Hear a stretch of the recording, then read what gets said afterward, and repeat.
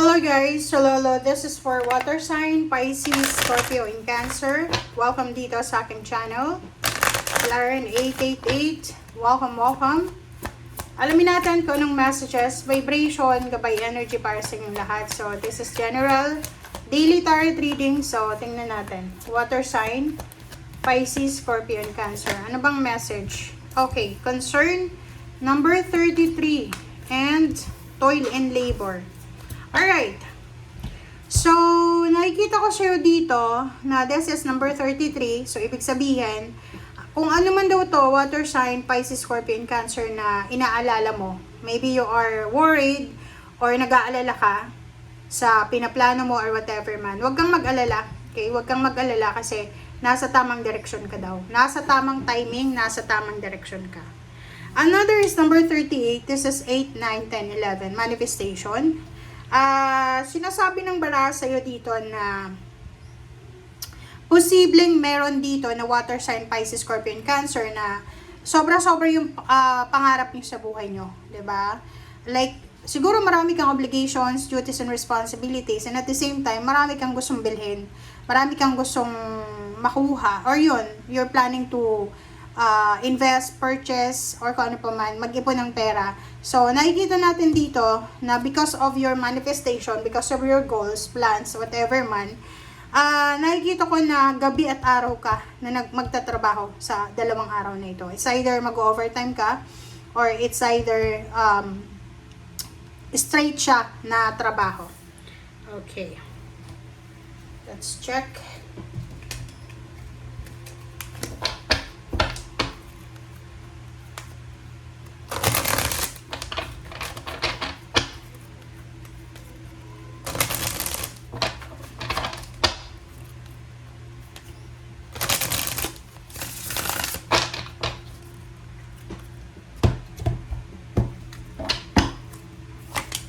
Okay, 5 of Pentacles, the Moon, okay, Knight of Wands, okay. So, nakikita ko sa'yo dito, there's a water sign, Pisces, Scorpio, and Cancer na nag-aalala ka. So, meron dito, parang you are water sign, Pisces, Scorpio, and Cancer na you are excited for, like for example, for the celebration, upcoming celebration. So maybe this is family celebration, like wedding anniversaries, mansaries, housewarming, house blessing, or whatever man siya. Kaya etong concern na to, para to sa'yo dito.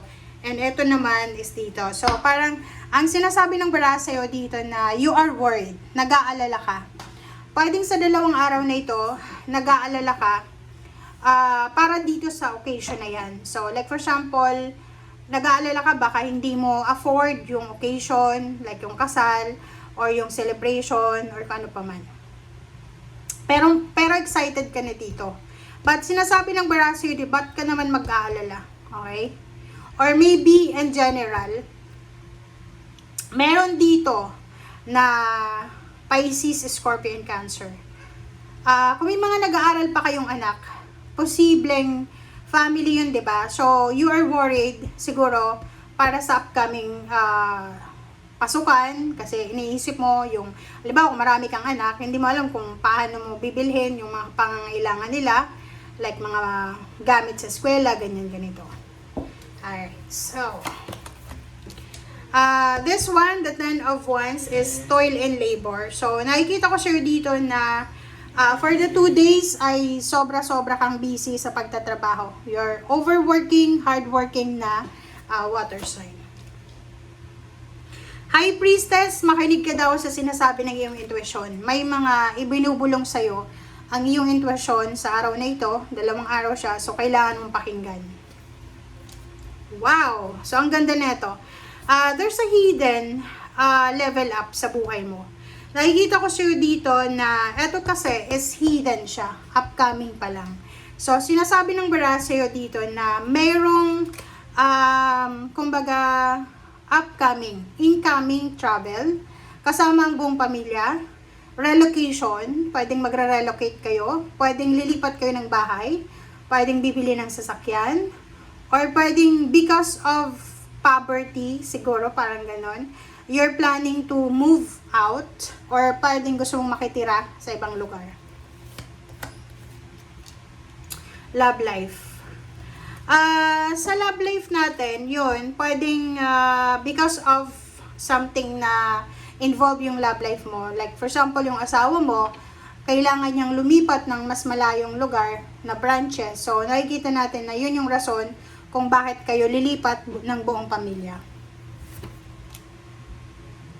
If you are single, looking for a relationship, these 2 days, may posibleng magpapakilig, merong magpaparamdam sa'yo, water sign, Pisces, Scorpio, and Cancer.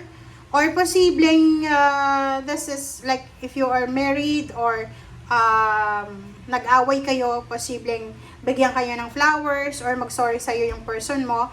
Or sinasabi ng barahan na if you're in a relationship na hindi pa kayo kasal, live-in pa lang or boyfriend-girlfriend, posibleng yung lalaki ay mag-o-offer ng kasal sa babae. Okay, this is past. So, nakikita ko sa'yo dito na for the 2 days, posibleng maaalala mo, maririminis mo yung mga panahon na nanliligaw pa sa'yo yung asawa mo sa ngayon or yung ibang manliligaw mo. Okay. And another is sinasabi ng barahan, kung may mga gustong bumalik sa buhay nyo na, like for example, yung mga nakaaway nyo na sila, yung mga kapamilya nyo na nakaaway nyo, tapos nagpapapansin sila ngayon, nagpaparamdam na gustong bumalik sa buhay nyo, wag nyo nang pabalikin. Sabi ng Two of Swords, nako, pag-isipan mong mabuti, wag kang magpapapasok sa buhay mo ng mga taong sinaktan ka na. Okay? Like for example, may isang tao na sinira yung pamilya mo, sinira yung pagkatao mo, sinira yung tiwala ng tao sa'yo, ba't mo pa siya pababalikin sa buhay mo? Diba? Okay, and next is Page of Pentacles. So, congratulations sa inyong lahat because there's an incoming or upcoming money, lump sum of money, by the month of November, okay? November, October, parang ganon. May paparating na pera sa buhay mo. So, napakaliking halagang pera or parang sinasabi ng baraha, kung ikaw ay may asawa na freelancer or self-employed, siya ay posibleng magkakamal ng limpak-limpak na salapi. Empress, Death card. Okay, so there's a transformation here. So, sinasabi ng baraha sa'yo dito na may matatapos. Ang maganda dito, okay, maganda kasi sa 2 araw na ito, sinasabi ng baraha sa'yo na kung may mga tao sa paligid mo na gusto kang i-take advantage, na parang gusto nilang utangan ka ng pera, sinasabi ng baraha sa'yo dito na hindi sila makakautang sa'yo. Okay? Kasi nasa ka Empress tsaka 6 of Pentacles, Death. Wala diba? Kung may mga tao dyan na gusto kang lokohin, scam, wala, hindi sila yung plano nila ay hindi kumbaga hindi magsasucceed yan. Okay?